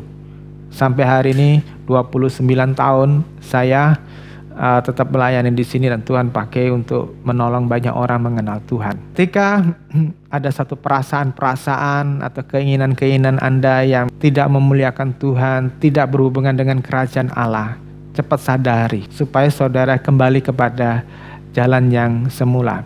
Anda harus cepat belajar, dan setiap hal yang terjadi dalam hidup Anda itu Allah sedang bekerja untuk mengajari kita, untuk mendidik kita. Saudara ingat Roma 8 ayat 28, Allah turut bekerja dalam segala hal untuk mendatangkan kebaikan buat orang yang mengasihi. Ya, kalau saudara mengasihi Tuhan, apapun yang terjadi dalam hidup saudara, kesusahankah, penderitaankah, kemalangankah, itu dipakai oleh Tuhan seperti di Ibrani pasal 12 ayat 6 untuk mendidik kita supaya kita mengalami pertumbuhan rohani. Dan itu yang dikatakan oleh Paulus di dalam Filipi pasal yang kedua ayat yang ke-12. Kita akan dengarkan firman Tuhan dari Filipi pasal 2 ayat yang ke-12. Hai saudara-saudaraku yang kekasih, kamu senantiasa taat. Karena itu tetaplah kerjakan keselamatanmu dengan takut dan gentar, bukan saja seperti waktu aku masih hadir, tetapi terlebih pula sekarang waktu aku tidak hadir. Ya, kerjakanlah keselamatanmu dengan takut dan gentar. Tidak hanya pas Paulus melototi jemaat Filipi. Jadi Bapak Ibu Saudara yang dikasih Tuhan, jemaat di tempat ini, ya, apalagi di dalam kondisi COVID-19 ini, di mana kita PSBB, kita dibatasi bertemu dengan satu dengan lainnya, ya. Saya tidak pernah bisa beribadah bareng, saya nggak bisa lihat saudara, apa yang saudara lakukan di rumah masing-masing gitu. Nah, di situ ujiannya, saudara teruji apa enggak? Saudara mengalami pertumbuhan rohani. Apa sebaliknya ketika kita tidak pernah bertemu, ketika saudara memiliki kebebasan seperti itu, saudara seperti kuda liar. yang tidak dikekang. Lari ke sana kemana saudara mau. Nah ini ujiannya saudara. Nah itu sebabnya Tuhan di dalam Kolose pasal 1 ayat 13-14, Tuhan mau saudara benar-benar harus mau keluar dari kehidupan lama. Kita lihat Kolose pasal 1 ayat 13-14. Ia telah melepaskan kita dari kuasa kegelapan dan memindahkan kita ke dalam kerajaan anaknya yang kekasih. Di dalam Dia kita memiliki penebusan kita, yaitu pengampunan dosa. Ya. Ia telah melepaskan kita dari kuasa kegelapan dan memindahkan kita dalam kerajaan anaknya. Ketika saudara menerima Yesus sebagai Tuhan dan Juru Selamat, Tuhan sudah memberikan sebuah tanda tangan, cek. Ya, dicek. Kamu sudah lunas hutang-hutangmu. Ya, kamu sudah bebas dari hutang-hutangmu. Tetapi cek itu tidak akan berlaku kalau saudara tidak menguangkan ke bank. Ya, saudara tidak pergi ke bank. Walaupun cek itu sudah ditandatangani oleh Tuhan. Nah, di sini Ia telah melepaskan kita dari kuasa kegelapan. Tuhan sudah buka borgol saudara, ya, ikatan-ikatan iblis tadi. Tapi perhatikan kata yang kedua, frase yang kedua, dan memindahkan kita ke dalam kerajaan anaknya. Saudara mau dipindahkan dari satu lingkungan hidup di dalam kedagingan kegelapan itu dipindahkan ke dalam kerajaan anaknya. Kenapa kita mesti dipindahkan? Nah ini saudara, ini bukan saudara yang di bumi ini terus kemudian tiba-tiba berubah seperti Elia dibawa ke sorga, ke suasana yang lain, ke planet yang lainnya. Bukan. Ya, tetapi saudara dipindahkan, maksudnya di sini saudara memasuki suatu lingkungan atau suasana yang baru, yaitu lingkungan kerajaan Allah. Saudara, apa itu maksudnya dipindahkan di dalam lingkungan kerajaan Allah? Kalau kita lihat di dalam Roma pasal 14 ayat 17 bahwa kerajaan Allah itu bukan hanya sekedar urusan makan minum, maksudnya urusan mencari kesejahteraan, mencari kekayaan, mencari kesenangan hidup semata-mata. Orang Kristen kalau hanya mementingkan kepada kesejahteraan, kepada kenyamanan, kenikmatan duniawi, harta, itu sebetulnya belum masuk di dalam kerajaan Allah. Nah di dalam Roma pasal 14 ayat 17 itu Alkitab dengan tegas mengatakan bahwa kerajaan Allah itu terdiri dari 3 hal. Pertama adalah kebenaran, yang kedua adalah damai sejahtera, yang ketiga adalah sukacita dari Roh Kudus. Ya, kebenaran atau righteousness atau justification dalam bahasa Yunaninya dikaiosine, ya. Itu adalah dasar pembenaran kita saat penghakiman akhir kelak di hadapan Tuhan. Ya, dasar pembenaran kita apa? Apakah sekedar bahwa saya ini orang Kristen maka kita jadi orang yang dibenarkan, mempunyai hak untuk masuk surga? Apakah karena saya sudah melayani Tuhan, sudah khotbah, berarti saya punya hak untuk masuk di dalam surga? Dasarnya apa? Saudara yang dikasih Tuhan, di dalam Matius pasal 5 ayat 20, Tuhan mengingatkan kepada kita, jika hidup keagamaanmu tidak lebih benar, tidak lebih baik daripada orang-orang Farisi dan ahli-ahli Taurat, kamu tidak bisa masuk dalam kerajaan surga. Hidup keagamaan ini menggunakan kata yang sama dalam bahasa Yunaninya, yaitu dikaiosine, ya, atau righteousness tadi, kebenaran tadi. Jadi Roma 14 ayat yang ke-17, kerajaan Allah terdiri dari kebenaran, itu sama dengan maksudnya adalah hidup keagamaan adalah nilai sebagai dasar untuk pembenaran kita, supaya kita dibenarkan oleh Tuhan. Nilaimu apa? Dasar pembenaranmu apa? Kalau kita hanya sebatas seperti orang Farisi yang penting pokoknya puasa pada hari Sabat, pergi ke bait Allah, memberi perpuluhan, Tuhan katakan itu belum cukup. Kalau di dalam perjanjian lama oke, tapi di dalam perjanjian baru tidak cukup. Kebenarannya adalah engkau hidup di dalam pimpinan Roh Kudus, melakukan kehendak Allah. Itu kebenarannya. Jadi Dalam diri kita itu lebih daripada hukum yang bekerja, tetapi pimpinan Roh Kudus. Contohnya begini, simpelnya begini. Saudara sudah kasih perpuluhan di dalam gereja, persepuluhan gitu ya. Terus kemudian saudara masih punya stok duit banyak gitu. Ada saudara yang lainnya yang membutuhkan gitu, ataupun teman yang membutuhkan. Terus kemudian saudara berkata kepada Tuhan, Tuhan, aku sudah memberi perpuluhan, aku tidak mempunyai tanggung jawab pada orang yang lainnya. Yang penting aku sudah kasih perpuluhan. Padahal duit kita masih seabrek di rekening bank ya. Nah, saudara yang dikasih Tuhan, padahal ada suatu suara, itu saudaramu, itu orang yang membutuhkan ya, kenapa engkau tidak mengulurkan tanganmu buat dia? Nah, saudara yang dikasih Tuhan, ketika kita hidup di dalam kebenaran, itu nggak perlu dipaksa-paksa, itu hati itu pasti akan dengan sendirinya mulai tergerak untuk menolong. Tetapi kalau saudara tidak hidup dalam kebenaran, saudara akan menutup mata. Dan itu yang terjadi pada orang dalam perumpamaan Lazarus dan orang kaya di dalam Lukas pasal 16 ya. Saudara, orang kaya tersebut itu bukan penjahat, bukan koruptor, bukan orang yang berbuat kejam sehingga masuk neraka, bukan. Kita berbicara tentang kehidupan orang Yahudi pada waktu itu. Jadi standarnya tentang orang Yahudi, orang-orang kaya itu ditolak oleh Tuhan dan masuk ke neraka bukan karena dia penjahat, tetapi karena dia tidak menggunakan kekayaannya untuk dipakai memberkati, menolong orang lain yang membutuhkan. Nah, itu kesalahan orang kaya. Dia merasa dirinya nyaman dengan kekayaannya, yang sebab dia sudah merasa dirinya sudah melakukan tugas keagamaannya. Tetapi ketika Roh Kudus berbicara pada dia untuk melihat tuh yang ada di luar pagarmu itu, Lazarus yang miskin, dia menutup mata. Itu menjadi kesalahan yang berat.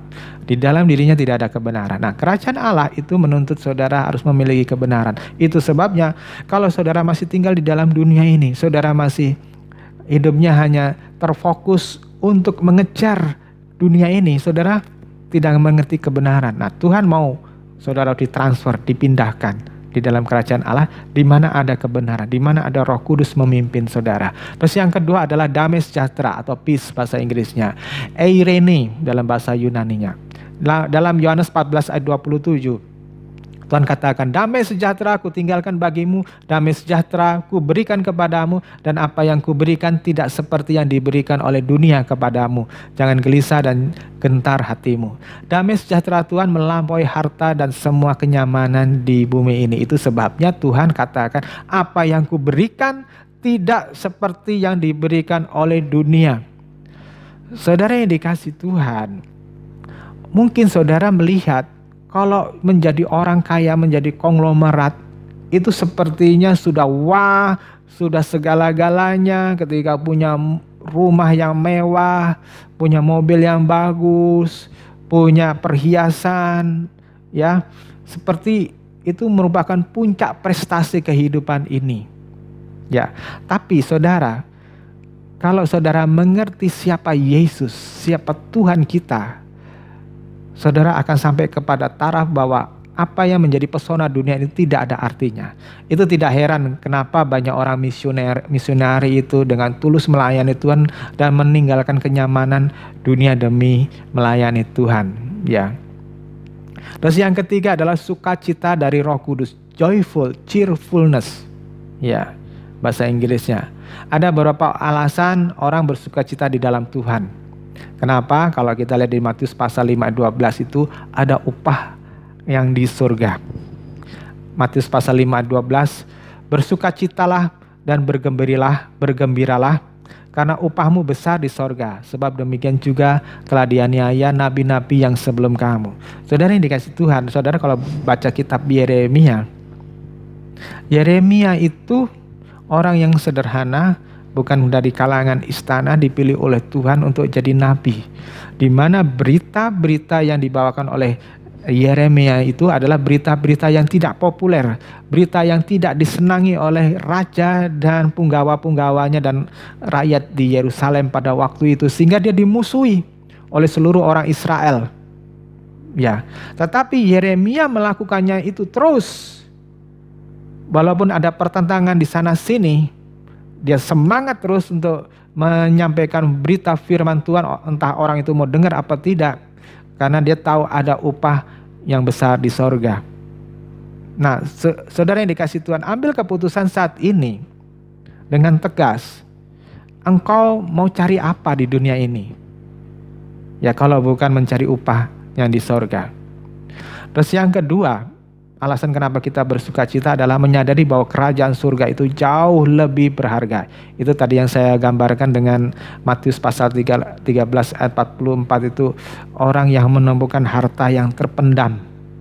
Dia jual semuanya, harta miliknya, mungkin dia juga cukup kaya, dia cukup punya properti, dia jual semuanya, dia ambil tanah itu, dia ambil ladang itu. Karena apa? Di dalamnya itu ada harta karun. Ini menggambarkan saudara harus berani lepaskan semua yang tidak memuliakan Tuhan, lepaskan semuanya. Saudara punya kebiasaan, saudara punya kesukaan apa, karakter apa yang tidak memuliakan Tuhan, karaktermu yang kasar, karaktermu yang keras kepala, susah dididik, karaktermu yang semaunya sendiri, karaktermu yang cinta uang, ya cinta dengan kehura-huraan, dunia gemerlapan, tinggalkan semuanya itu, karena ada jauh yang lebih menarik, jauh lebih berharga, yaitu kerajaan Allah. Nah, terus yang berikutnya saya mau ajak saudara melihat di Matius pasal yang ke-5 ayat 6. Berbahagialah orang yang lapar dan haus akan kebenaran, karena mereka akan dipuaskan. Ya, berbahagialah orang yang lapar dan haus akan kebenaran. Ya, saat ini orang Kristen banyak yang tidak mencapai ke taraf yang Tuhan inginkan di dalam Matius 5 ayat 6 ini. Memiliki rasa haus dan lapar akan kebenaran. Ada kesempatan orang saat ini saudara mau belajar firman Tuhan itu, kesempatannya itu berlimpah ruah. Zaman saya, untuk saya belajar firman Tuhan, saya harus keluarkan duit banyak. Saya masih ingat tahun 88, ya 1988. Saya habiskan dari gaji saya pada waktu itu, yang saya gajinya itu adalah Rp50.000. Karena saya mengajar waktu itu, saya dapat upah Rp50.000 satu bulan. Itu saya habiskan untuk beli buku-buku rohani. Ya saya borong, saya pesen ya lewat surat. Dulu belum ada WA, belum ada internet ya. Jadi saya suratin sebuah toko buku, saya beli buku ini harganya sampai 50.000. Saya ingat persis ya. Untuk saya belajar kebenaran, ada rasa haus dan lapar akan kebenaran itu. Tapi sekarang saya punya perpustakaan buku-buku rohani yang bagus, itu nggak ada orang yang tertarik. Ya, saya punya buku itu nganggur. Ya, tidak banyak orang yang tertarik. Sekarang ada internet, sekarang ada YouTube. Saudara bisa gali kebenaran itu. Tapi intinya itu ada rasa pengen tahu, ada rasa haus untuk belajar. Kalau saudara nggak punya, sia-sia. Saudara akan melihat buku, akan lihat firman Tuhan, dengarkan khotbah ini pasti bosen. Ya, nggak akan bisa bertahan lama. Saudara seperti duduk di atas paku, duduk mendengarkan firman Tuhan seperti ini. Terus berikutnya yang kelima adalah jangan menjauh dari persekutuan rohani. Ya, persekutuan rohani yang sehat. Ada banyak orang-orang yang suka soliter, hidup menyendiri. Ya, tidak mau bergaul dengan komunitas rohani. Tidak mau ada persekutuan. Pokoknya saya jadi orang Kristen. Dia berpikir bisa melawan iblis sendirian. Tapi saya ingatkan pada satu hari orang-orang seperti ini akan frustasi. Yang keenam, matikan keinginan daging. Karena apa? Selama kita masih memakai tubuh yang fana ini, keinginan daging itu atau naluri dosa itu atau kodrat dosa itu bisa bangkit, bisa muncul, bisa kembali menguasai seseorang. Buktinya ada banyak pendeta, banyak aktivis gereja yang jatuh di dalam masalah seksual, pornografi, keuangan, kesombongan, karakter yang buruk dan sebagainya. Kita lihat di dalam Roma 8 ayat 13, 14 dan 15. Sebab jika kamu hidup menurut daging, kamu akan mati. Tetapi jika oleh roh kamu mematikan perbuatan-perbuatan tubuhmu, kamu akan hidup. Semua orang yang dipimpin roh Allah adalah anak Allah. Sebab kamu tidak menerima roh perbudakan yang membuat kamu menjadi takut lagi. Tetapi kamu telah menerima roh yang menjadikan kamu anak Allah. Oleh roh itu kita berseru, ya Aba, ya Bapa. Firman Tuhan katakan di dalam Roma 8 ayat 13 tadi, jika kamu hidup menurut daging, kamu akan mati. Ya. Sekalipun kita punya karunia-karunia roh, ya mungkin saudara bahasa lidahnya, bahasa rohnya atau glosolalinya itu demikian canggih. Paulus mengatakan sekalipun aku bisa berbahasa malaikat, tapi tidak punya kasih, itu seperti tong kosong nyaring bunyinya. Saudara nggak percaya ya? Kalau saya pernah menemukan dan saya pernah melayani orang-orang yang berbahasa roh tetapi masih hidup di dalam kedagingan dan akhirnya dia manifestasi kesurupan. Ya karena apa? Yang dulunya dia mengawali di dalam roh, tapi karena dia tetap hidup di dalam kedagingan, akhirnya yang masuk bukan Roh Kudus lagi, tetapi roh jahat yang mendompleng di dalam kedagingan tadi dan menguasai. Kalau engkau seorang suami, udah melayani kemana-mana, sudah bahkan membaptis orang kemana-mana, sudah berbahasa roh kemana-mana, tapi saudara masih suka kasar sama istri, masih suka ngebohongin istri, ya pelit sama istri, itu engkau masih di dalam daging.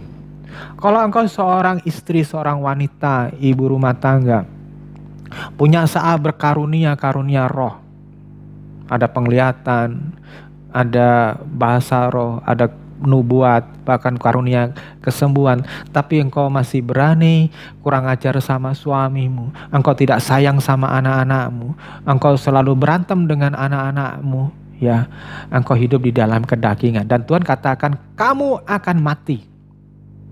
Kamu akan mati. Saya ingatkan kepada saudara, walaupun saudara itu bahasa rohnya, karunia-karunia mujizatnya luar biasa, ya, Tuhan katakan kamu akan mati. Tetapi jika oleh roh-rohnya itu ruh besar, ya, kamu mematikan perbuatan-perbuatan dagingmu, perbuatan tubuhmu. Nah, saudara yang dikasih Tuhan, di sini ada kata kamu mematikan perbuatan tubuhmu, itu merupakan kata kerja aktif, ya. Artinya saudara harus memiliki inisiatif, harus melangkah, harus bertindak. Bukan tiba-tiba Roh Kudus bikin saudara itu terus tidak bisa menginginkan hal yang dosa. Misalnya saudara ini punya kebiasaan untuk berbohong, menipu, ya, berdusta, cerita yang gede-gede begitu ya, wah-wah gitu ya.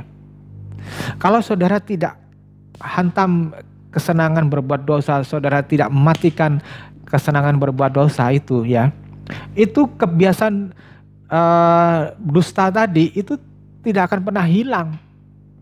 Akan dengan sendirinya engkau akan mudah sekali untuk berdusta.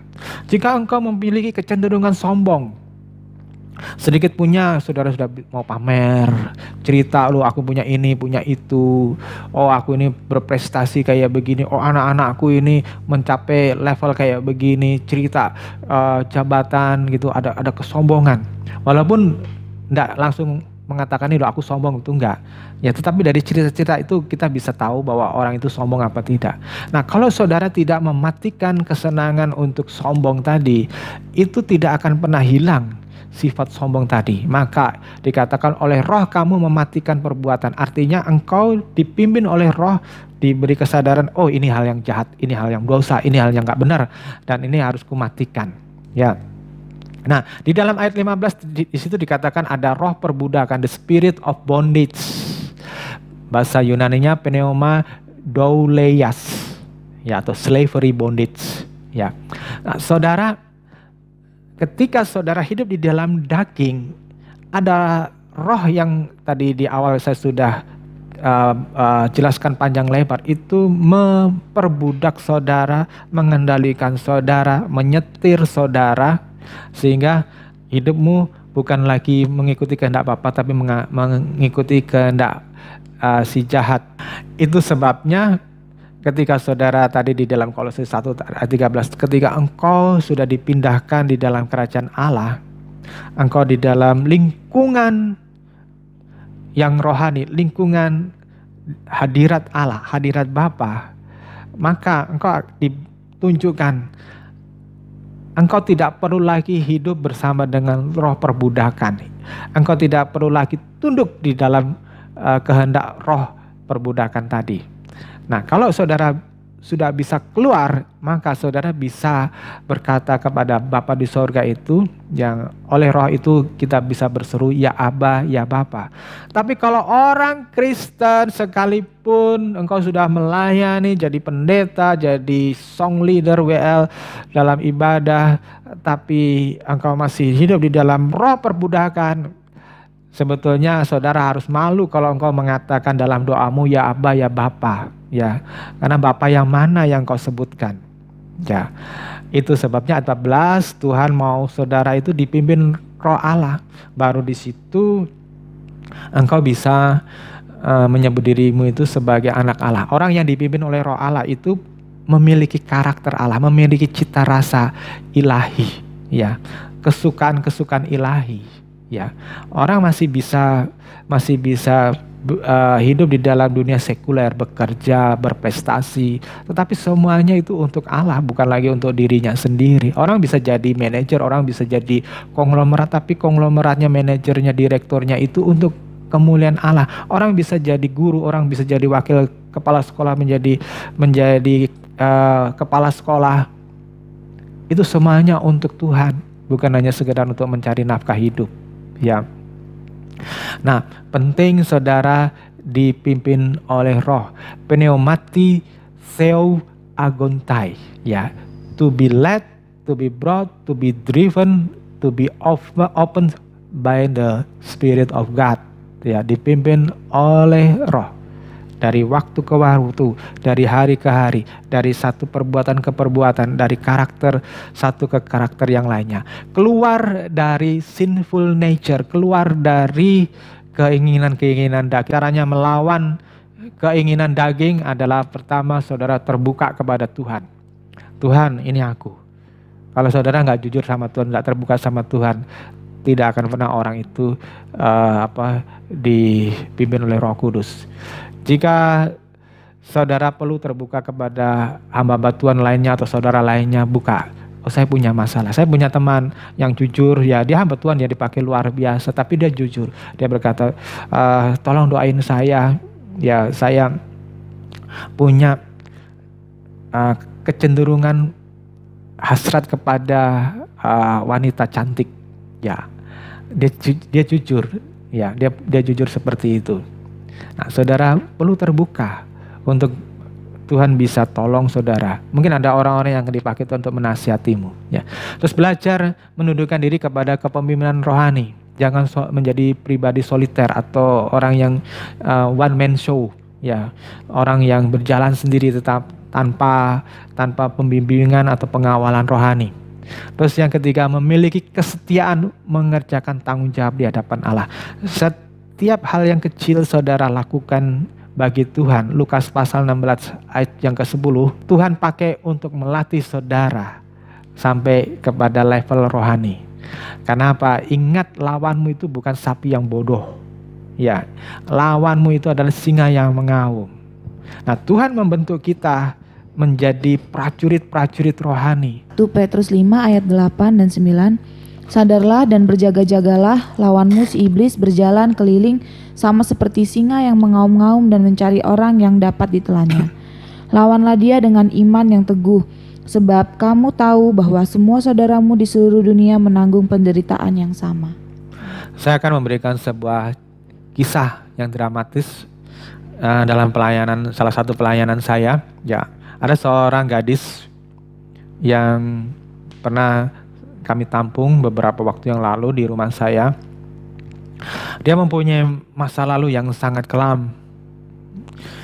Dia lahir dari seorang ibu yang hasil hubungan gelap. Ya, jadi si ibu ini melakukan hubungan yang gelap dengan pamannya sendiri sehingga lahir anak ini. Anak ini ditampung oleh mbahnya, ibunya pergi meninggalkan dia, nggak tahu kemana, ya. Dan dia mengalami kepahitan. Ketika dia remaja, apa yang dilakukan? Anak ini, gadis ini, diperkosa oleh saudaranya yang lainnya, yang masih satu keluarga. Ya, pengalaman yang memahitkan itu membentuk pribadi yang sulit sekali.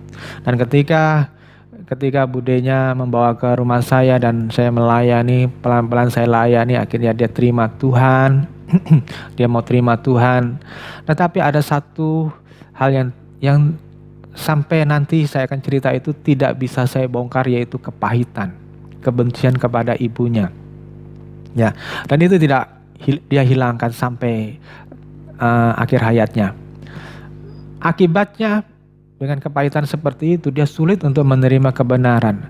Berkali-kali dilayani. Saya melayani pelepasan itu bukannya sekali dua kali, berkali-kali.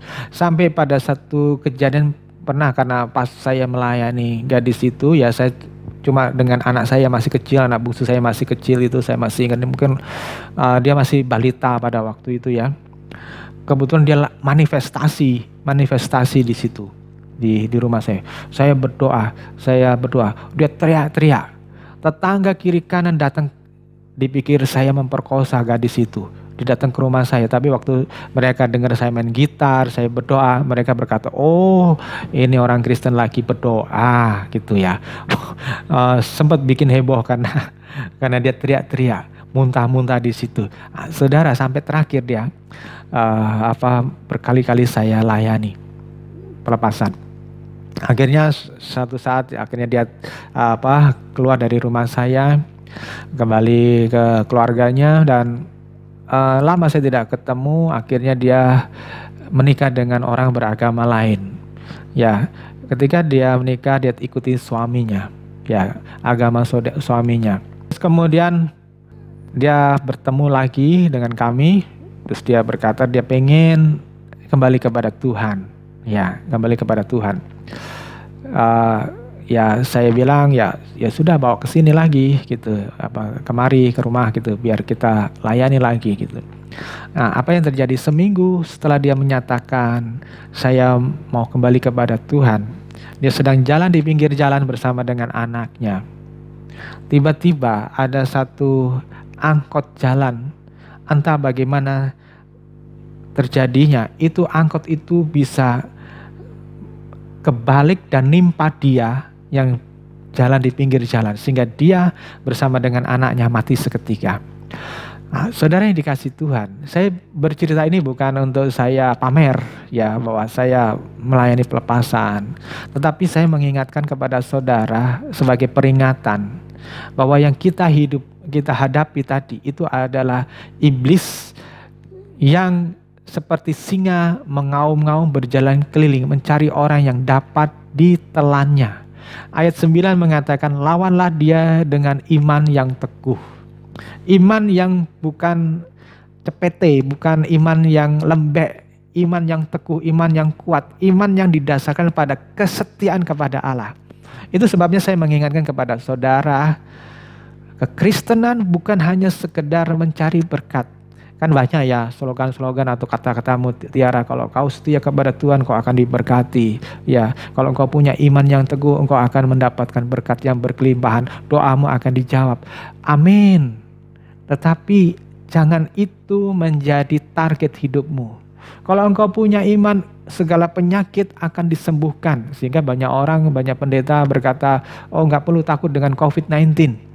Ya, tapi kenyataannya banyak yang meninggal.